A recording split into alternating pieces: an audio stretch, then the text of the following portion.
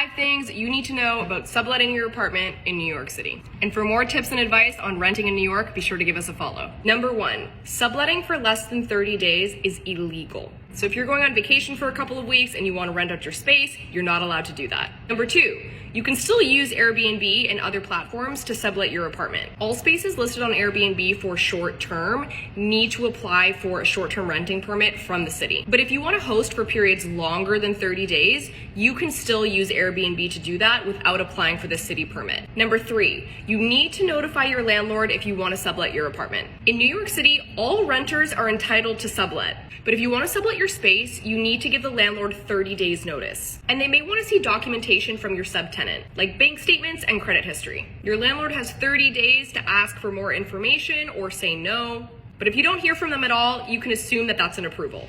Number 4, you can sublet your rent-stabilized apartment, but there are some restrictions. You can only sublet for 2 years at a time. And if the apartment is unfurnished, the maximum you can charge the subtenant is the rent you're paying right now. If you leave your space furnished, you can charge a 10% premium on the rent. Number 5, sign a sublease agreement with your subtenant.